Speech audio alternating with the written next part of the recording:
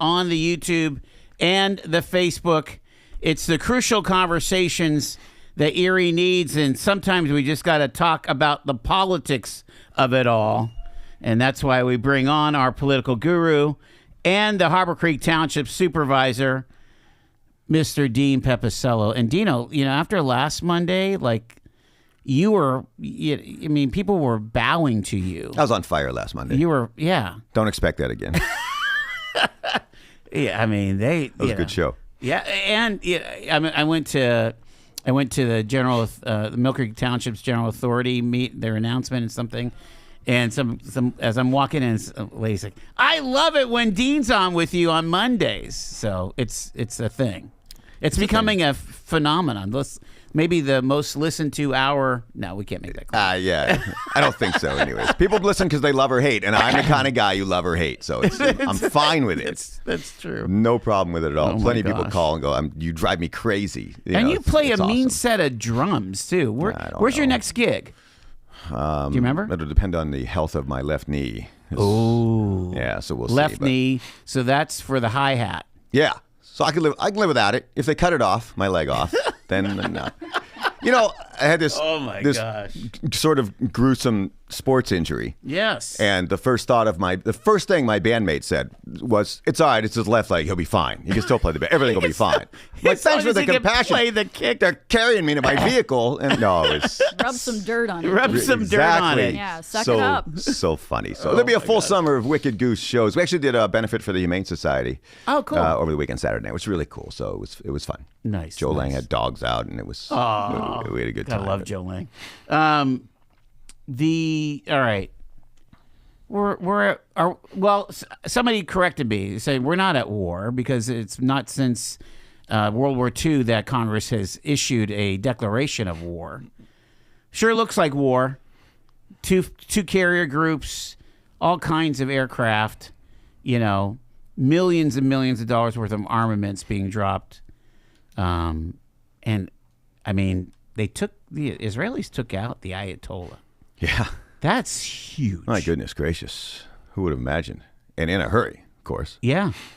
Well, and, it was they had the intelligence. They knew where the people were going to be. And they blew out, basically, they decapitated the Iranian leadership, the top leadership. Yeah. I mean, it's shocking. A listener called me who I know on the way in and said, "Where are you going to come down on this issue?" And I said, I don't know. And I don't, I know today everybody's an Iranian expert, right? That's the way we are as citizens who pay attention to the news. Everybody's an expert today. Well, nobody knows a thing. Nice try. The same experts thought they knew Ukraine and Israel and Palestine, all these things. Nobody knows, right? You don't know. Nothing gets out. The Iranian people don't even know what's going on because they black out everything 100%. That has to do with communications. Yeah, the internet was like 4% over the weekend. And we think we're sitting here as American citizens and we know exactly what's going on. We don't. So I'm not a Middle East expert. I don't. There's two schools of thought. This is what it comes down to, right? The isolationists are very unhappy today, and that includes, I guess every person who hates Donald Trump today considers himself an isolationist, but it's a lot of conservatives who think that this action has gone too far. The isolationist case, though, is very easy to figure out. We don't need to do this. Iran's not a threat. It's on the other side of the world. It has nothing to do with this country, and you were going to be the peace president, right? Okay. That's a very simple one. The other side is very difficult. Marco Rubio just made a speech. I read some of it. I didn't see it, but basically said, this country, you don't understand how close they were to weapons of mass destruction, to nukes. They're a menace. They're a state sponsor of terror. They were coming after us and Israel and everybody else that they're bombing today, right? And we're lucky that we got there in the nick of time. Now, I don't know what the truth is, Joel, and who does, right? I don't know what the Trump administration motivation is. I will tell you this. I think an element to this is political, and he wants to be a consequential president. I think that was part of this decision making because I think I understand the politics of some of this. I don't understand the Middle East, but I understand the politics of war sometimes and decision making. I think he wants to be consequential. I also think that this is big risk, big reward. If this works, if there's somehow peace in the Middle East, if Iran becomes, I'm not saying a democracy, but becomes peaceful, gets along with its neighbors like it used to be before 1979, right. Basically that's huge. if it blows up in his face, no pun intended, it is a huge failure on the Trump administration. The dude has guts, right? There's no Lindsey Graham called it something else the other night, you know, and he's got guts. No one knows what the right answer is. We'll see how it plays out in time, but it's a big risk, big reward. And there's a huge split within the MAGA community. There is. I mean, now Marjorie Taylor Greene has gone off the reservation, but she's like, I didn't vote for this. I didn't pay. I didn't campaign for this. Da da da da da. We're supposed to stay out of foreign entanglements. Then there's the cynics that say this is just another reason to keep the press off of Jeffrey Epstein. No, you don't do this. You don't commit. I mean, you would not commit the full force and power of the United States military. No, you'd beat Bill Clinton. You'd bomb an aspirin factory. I mean, that's how you. I mean, I think that's wag But again, the dog. you don't know. Yeah. You don't know. Yeah. We don't know what the motivation is. We also don't know. Let's say that. What if Iran is that close to a nuclear bomb? What if they are a couple weeks away? And I know what Trump said. We bombed it back to the Stone Age, and we've set them back for years, right? I get it. But let's just assume what Marco Rubio just said was accurate. Mm-hmm. It takes one nuke is going to make for a pretty bad day, right? So I think you have to err on the side of caution. We just don't know what and that they is. They were developing technology for their intercontinental ballistic missiles, or ICBMs, to reach the United States. Sure. And that's just that's a red line. Right. Okay, so we do this. Here's my other question. They have the technology. They're just going to start over today. Are we going to do this every 5 years? Are we going to have to go through this every 5 years? Listen, I don't know what the answer is. I don't know what the motivation is. And anybody who says they do, they don't. You don't know. But this was consequential one way or another. All right, let's get some quick calls in here. We're going to move fast. Hi, you're live with Dean and Joel and Shaney on Talk Erie. Oh, yeah, boys and girls. How we doing today? Doing okay. If you hate Trump, you side with the Ayatollah. If you like Trump, you side with the rest of America. But a couple of questions, Joel. I think that's way off. But go ahead. Really? Yeah. Oh yeah. That's way too simplistic. You could be absolutely for the troops and think this is a mistake. You know what I'm saying? And you don't have to hate Trump to think that maybe this was ill-timed. You know? Yeah. Okay. We'll go with that then. But a couple of questions. You had that lady on just a minute ago that went to the county council meeting and said, hey, wait a minute, before you get what you want, this is what's going to happen. Now, my one question is, who is pushing to, why are they just wanting to stop this program? Is it because they don't like Trump and the way his administration is handling these illegal immigrants? Secondly, people that are here that went through, I guess, the legal path to become a refugee or whatever that is, what are they entitled to now when they come to this country? Do they get free health care, living, money? I don't think they're independently wealthy when they show up here. So this is some questions as a concerned citizen and taxpayer that we should be looking at. If we are going to play this game, can we afford to do this game?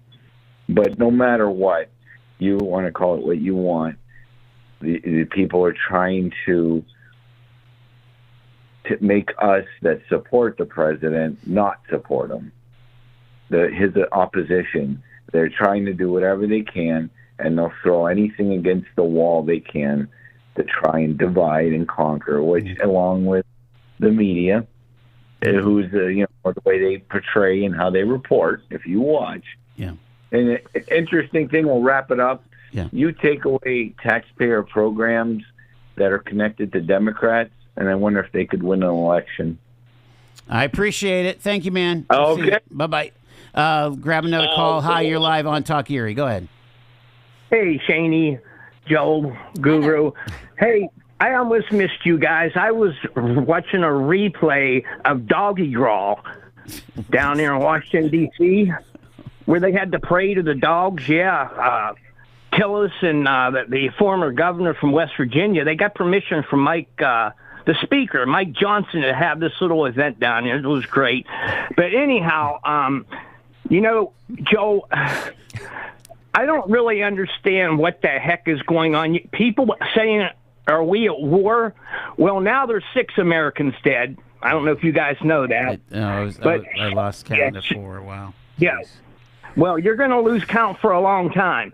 But anyhow, and then we had these Kuwait take down American fighter planes. Yeah. Doesn't American fighter planes have the American flag on them? Or do we have the Israel flag? Maybe we're flying the Israel flag on American planes now. But anyhow, and then I heard that when these people ejected from these planes, there was people on the ground trying to harm them. Kuwaitis trying to harm Americans.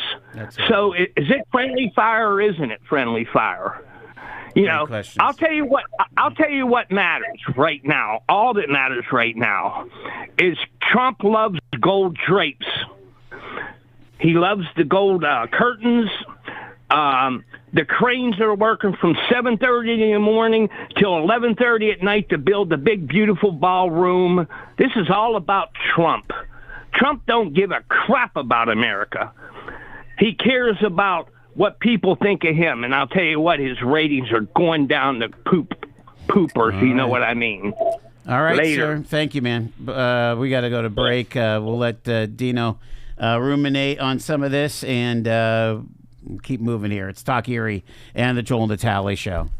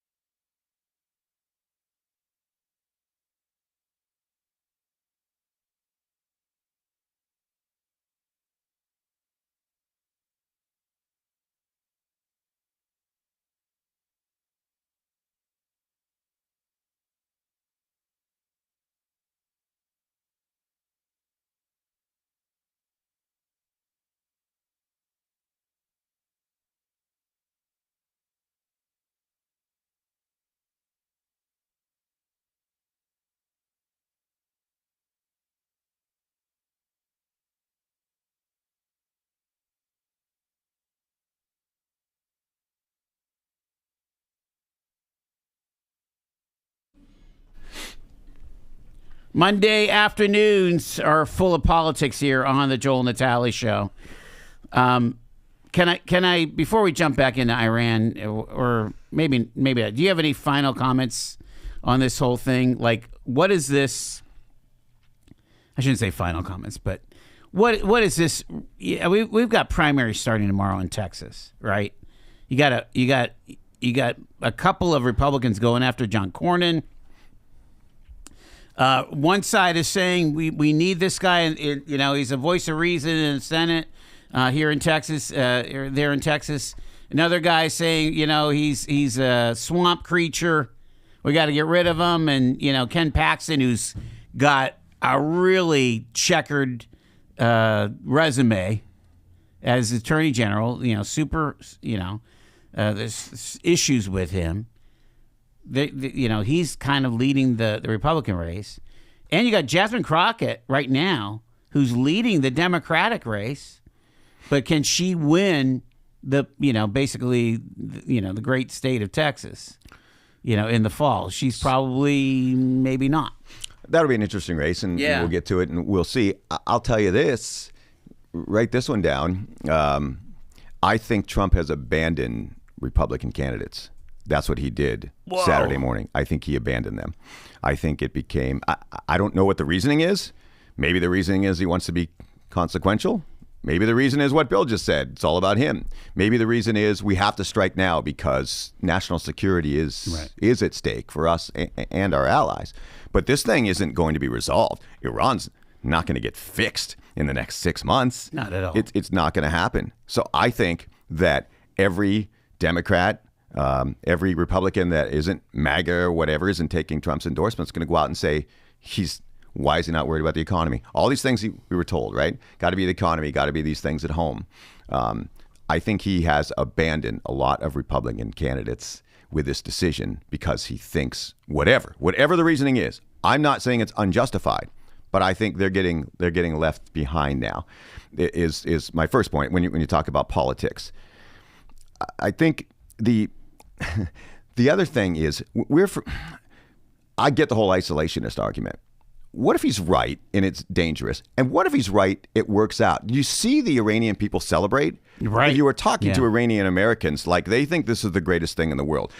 Tens of thousands of people were executed for going out and giving their opinion after the first strike in June. Yeah. Tens of thousands of their own people for being against their government. Do you know how lucky we are to be born in this country? No doubt. Do people understand that? That's my first question. And I wonder if the Iranians had assassinated Donald Trump, and I think many think that tried to happen in Butler, and who knows? That it was an Iranian plot. He has said that. Wow. Trump has said that, right? We don't know that, just one of the theories. But to being hypothetical, let's assume that the Iranian government assassinated the same way we did Donald Trump. Do you think there'd be celebrations in these streets?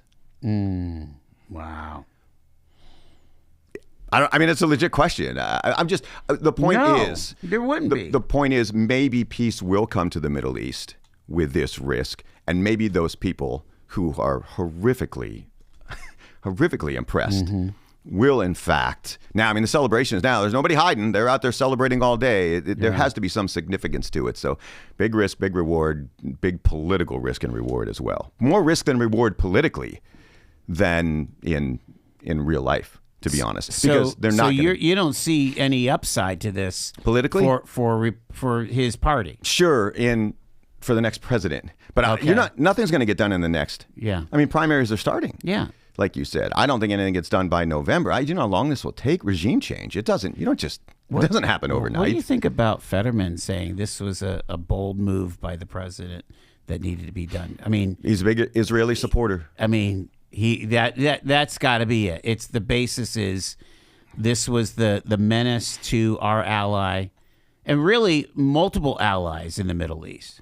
To me, this is the first time John Fetterman has gone over the line of true common sense. I really believe he's speaking for most Americans and really many average Democrats who are still liberal socially, a lot of those things, but his common sense, national security issues, some of those things he's been very common sense about.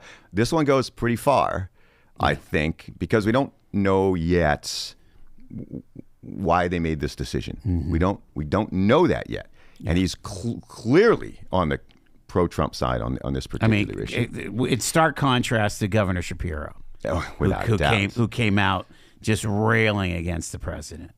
Wow. Let's get another phone call in here. Again, we're moving fast. Hi, you're live on Talk Erie with Dean, Joel, and Cheney. Hey guys, two kids in the military, both in the Air Force, one in Germany, one in Japan right now. Trust me, guys, these guys know what's going on. We're not going to war. There's a mission. They know what it is. They're going to accomplish it, and the world's going to be a better place at the end of the day. What was your? Did you watch Joint Chiefs Chairman Kane there? I did not. I did not. Okay. But I have talked to my kids somewhat. They knew something was coming before this even happened. Yeah. But here's the thing. The thing about Trump, guys, is he doesn't care about politics. He's going to do what's best for the country and best for the world. Politics means nothing to him. That's my belief, anyways. Okay. Could be. Could All very right. well be. I really appreciate your again. The whole family serves when the children serve. So God bless you. Yes, sir. Thank you, sir. Thank you. Thank you. Bye bye. Again, sitting in his shoes just months ago. You know, as a dad of active duty, and this hits majorly home. This whole thing, you know. So you have a personal opinion on it? I don't like war. I don't like the kinetic, you know. I don't like people dying. I don't like, you know, the destruction of it all. I'm not sure that I have a lot of confidence in the military. Let me just say that that the brass, that the troops on the ground, that the commanders, you know, head of CENTCOM, and they have my full confidence. Just like the caller said, you know, they know what they're doing. Okay, if the civilians can, you know, let the professionals do their job, this should be okay. You could argue at the end of the day that the world is safer and that our troops are safer by going this route than allowing Iran to continue to be a state sponsor of terror. 100%. They have funding Hezbollah. I mean, weapons. All of these things. Where you could did make all that the argument. IEDs come from? From Iran. In Iraq. They were from Iran. So you could make that argument too. Because I get it. I know exactly where you're at. If it works, if they're right, if that's the reasoning, like that caller said, if that's the true purpose, then I think the world will be a safer place, and the Middle East and our troops there will be safer. That's the thinking. But the reality is, it is right now, as the kinetic war continues, it is a danger to our soldiers and sailors and airmen and Marines. It's true. I mean, and guardsmen. All right, I've got like 30 seconds. So in the grand scheme of things, what do you think? I mean, do you think that he's saying we're ahead of schedule, but he's warning people for 4 to 5 weeks? I mean, you start running out of targets very quickly when you consider how much they've thrown at Iran. They've got to be able to get the missiles to go down to nothing so that they can't go after our bases.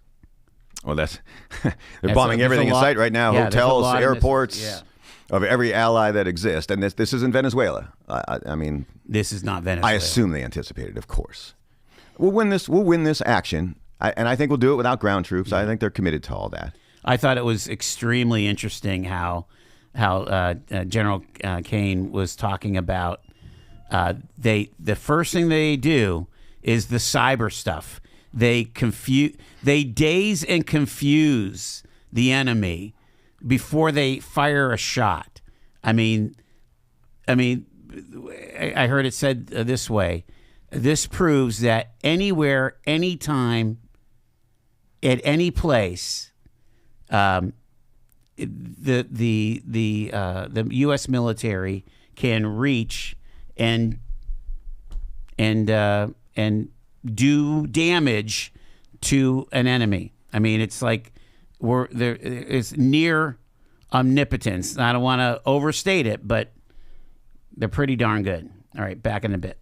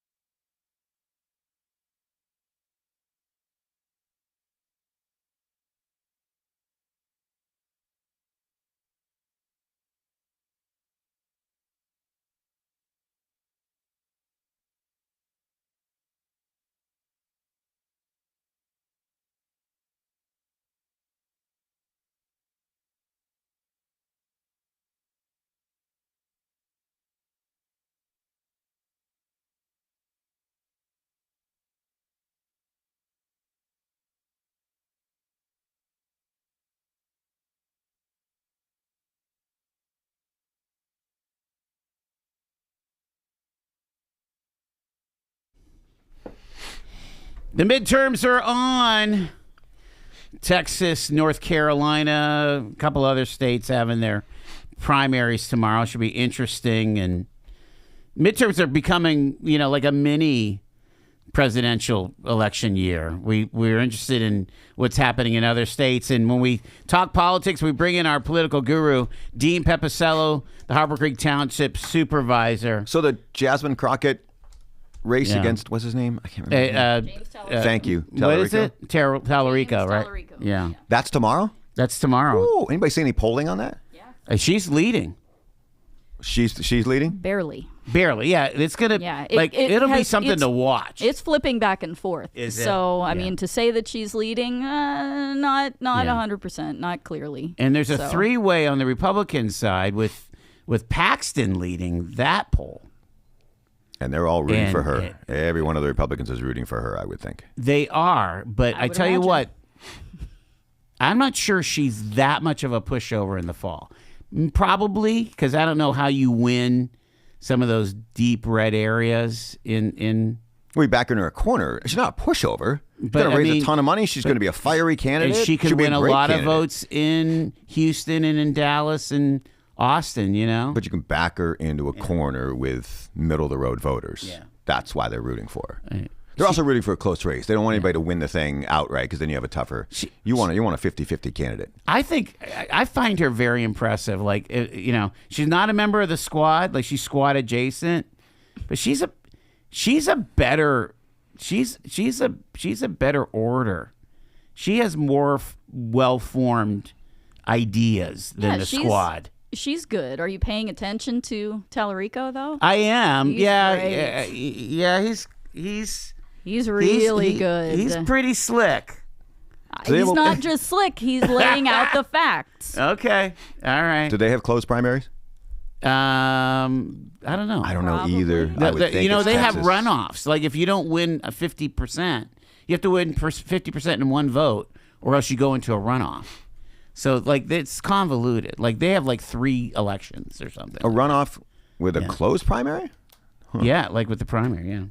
All right, hey, I got to ask you about local politics here. Oh, thanks. So- Something I know. Give me away from this international stuff. So, I mentioned that they had the big announcement. The Mill Creek Township General Authority voted 4-0 to enter into a pre-development agreement with Mill Creek Momentum LLC. Mark Schweiker, the former governor, is on that list. Yep. Again, some pretty impressive guys, developers from Jersey. I talked to them. They seem to know what they're doing. I mean, again, anything could happen when you start doing the vetting, right? Doing the due diligence. Talk about this process. And is this going to help politics in Mill Creek, you think? Ooh, that's an interesting question. Full disclosure, I met with I met Mark Schweiker and Josh Califer when they've been around. Yeah. I really liked the former governor. Really like Mark Schweiker, and Califer owns the Somerset Patriots. So announcing some of the Seawolves games, we could talk. Yeah. We could talk some baseball. It's really cool. Yes. There's a couple of Does things. he own the Patriots? I believe the family. Oh my gosh. Yeah, I believe that's the case. That's Anyway, super cool. impressive, Anyway, right? yeah. Impressive people, more than capable of doing this. I thought the announcement was done really, really well. And if it comes to fruition as they hope and as they announced, then I think ultimately it's I will call it a win for Mill Creek and a win for the area. No doubt. Most importantly, however, what will the financial consequence be? I mean, are you going to get all your money back? Are you going to get half your money back? Do you have to give them the land? Do you have to build the infrastructure? Are they going to get massive tax breaks for decades? I don't know any of those things, and Right. all of that essentially is irrelevant. If it works out at the end of the day like they announced it could, then that's fabulous. However, with municipalities, maybe not with authorities, with municipalities, there's no such thing as a pre-development agreement. There's no such thing. You're either doing the land development or you're not. You're coming in and saying, I'm going to build these buildings and this parking lot and this landscaping, or you're not. Now, maybe there is with the authority, okay? And I don't know that. They don't know what they can build, I mean. Sure you do. The zoning's there. They know what they can build today in the Gateway of Mill Okay. Creek Township or any municipality. The laws are laid out in zoning. But the agreement says, give us 60 days to do, I think, environmental Right, yeah. research. Give us 18 months after that to see if it's even feasible. So you're 20 months down the road before they have to make a decision. And then there's, 25 grand now and 25 grand Right. then or 100 or whatever the thing is. So I think they're a long way from being decided. But I think this is a tremendous group. The idea seems to work. It seems to make sense. But I think you still have a problem. The private sector didn't make it there. They still have the problem. Now, this probably has a residential component to it, which is Sure. very helpful, right? Gives you a soft landing spot for everything else. I think they're a long ways from this happening, but I think it was a really good start. But there is no such thing as a pre-development agreement. It That's doesn't really exist. interesting. That's really interesting. You're going to build on. Now, I guess you can make it with the authority because the authority owns the land. Right. Right. So like Harbor Creek, we don't own land. Essentially, we own some, but we don't own the land. I'm hearing numbers bandied about between $50 and $70 million worth of development. Sure. That would mean that it's a 1 to 10 ratio.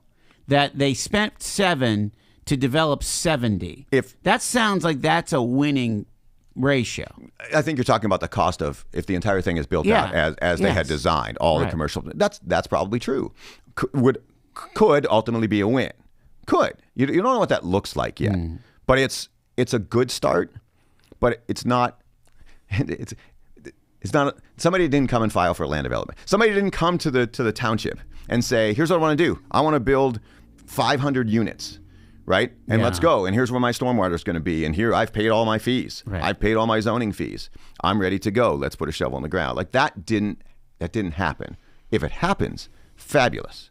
If it happens. But this is an agreement to do their due diligence for 18 months to then decide whether or not they want to then go to land development. That's what happened last week. It was fabulous. It was fabulous. The concept was done really well. They're just, if anybody thinks a shovel's going on the ground in the next 20 months, it's not happening. Right. Which happens. It happens to develop. Heck, we got a distillery who 3 years ago said they were going to start, and they haven't started yet. So, I mean, I get developers are going to work at their own pace. But this is a legit group with the capital to do it and has had successful projects elsewhere in the country, no doubt. Yeah, I think the true question is what down 8th Street, is it going to be as compelling enough to bring those people that are on Peninsula Drive, to keep them from just keep going south? I mean, they literally asked that question. What will entice people to not just head for the interstates because they spent a day at the beach? You know, it's a wonderful question. It's a $100 million question. I also think, will people want to live at 8th and Peninsula? Because if you can get the residential portion, if you can give yourself a soft landing on the commercial stuff, and you have built-in clientele, do they want to live there? I think if the downtown is an analog to that, then yes, I would say. I think we just need the housing. That leads me to my second question. And Infinite Erie's announcement of 250 units, and really trying to build all kinds of level of housing. You guys, I mean, you have still a lot of land in Harbor Creek for developers to build on.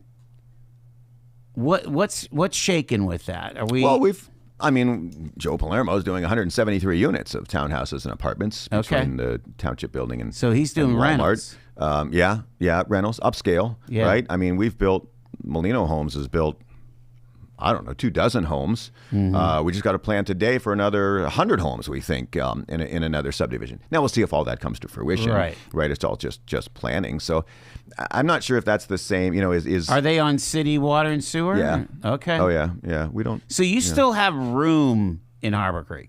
Sure. I'm sure Fairview does too, and McCain but Summit. Not Mill Creek. Yeah. Not so much. No, you have to redevelop in Mill Creek. I mean, it's one of the reasons I think they made that decision is they can't just grow elsewhere. They have to redevelop. So, yeah, there's room to grow. You can redevelop in the city. I think the Infinite Erie plan is good. I get it. It's good to send that message. There's no doubt there has to be Yeah, has to be housing. we can't, like the mayor says, we can't just keep tearing down. We have to start building again. Without a doubt. I still think, it's just me, and I know a lot of people in local government disagree. I think we need to incentivize the private sector.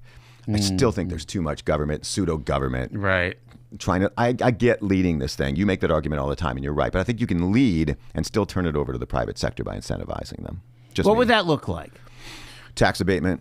Number one is tax abatement. So we have the LRTA. Yep. That's a big deal. That goes a long way. Market's always good. You can't force the market. I will tell you this all the time. You cannot force the market. If someone doesn't want to live downtown because they don't feel safe, they're not living downtown. I'm not saying that's the case. I'm just saying if that's their thinking, right? And private developers know the market. You just need to incentivize them. Reduce fees. Hurry up get rid of the red tape. Right. Those things. The taxes, and then do the other things. We spend money on parks. You spend money on other things that are amenities, that are quality of life amenities, that say to people, we want to live here. If you're forcing people, if you're almost forcing them to live in your community, something's got to change. Right. You can't just build a house and say, well, you're going to live here because that way we built a house. There's so many other things that have to happen. I'm not making anyone guilty of those things, but those are all relevant factors more than, we'll just put up 150 new units and everything will be fine. It just doesn't necessarily work like that. All right. The strife between, I think we mentioned a little bit last week, Shapiro and McCormick, that seems to have spilled out big time. And Governor Shapiro is really taking on some aggressive. Most of his releases of a political nature are pretty aggressive these days. Aggressive, left leaning. Yeah. What's your thoughts on that? That he's running for president, and he can't be president until you win the Democratic nomination. I mean, that's what it says to me. He must be looking past Stacey Garrity, isn't he? Well, that's a wonderful question. Sure. I'm sure their internal polling tells them all they need to know. I'm hearing like 57-43 kinds of numbers, Really? Right now. I mean, it's super early. Yeah, she hasn't. I mean, she hasn't even started. She hasn't really started. She's got a great story. Yeah. She could really make a run at him, but she would really have to build up his negatives, right? Yes. Yeah, without a doubt. I think in this state, being who she is, she's got the great resume. But it tells me he's running for president. That's what it. I mean, in his budget address, he said to every local municipality in Pennsylvania, I want legislation that takes away zoning rights from. Doesn't take away zoning rights, but demands that things like multifamily housing go in residential neighborhoods, R1 neighborhoods. That's going to make guys like yours heads Do you know how that plays in Yeah. every single municipality, in particular in suburbs and rural areas in Pennsylvania, which is what Pennsylvania is most of? I mean, that will never play. No lawmaker in a 50-50 seat or even close is ever going to vote for that. They'll never get reelected. So why propose that unless you're trying to appeal to your Democratic base? Right. That's what I'm seeing. That's my take. Yeah, he doesn't have to run to the left. I mean, he's totally nominated. Garrity's totally nominated. The pounding starts now. John Fetterman. Go ahead. John Fetterman's a Democrat in the same state in statewide elections. Who's running to the right, for goodness sakes? Yeah, I think he's just speaking his mind. To be honest, I think he's being honest. Not saying Josh Shapiro. I mean, we're still 2 years from a Fetterman race. Are there? I mean, can a Connor Lamb or some other Democrat really make a run against Fetterman? Shaney Bills beats him today. Shaney Bills beats John Fetterman in the Democratic Party? Great, sign me up. With $20 million in donations. Yeah, all right. Right. So he's just persona non grata. Absolutely. Fetterman. Well, I think you made a distinction between the far left, the AOC Democrats, and the typical maybe Obama, maybe Clinton Democrats that live outside of Philly and Pittsburgh. Yeah, but you have to get to the general election to win the general election. Yeah, that's their problem. This is why we have the guru with us. We got to go. What? Can you believe it? Stay another hour. Just stay on the air. Thanks, guys. Pray for our troops. Absolutely.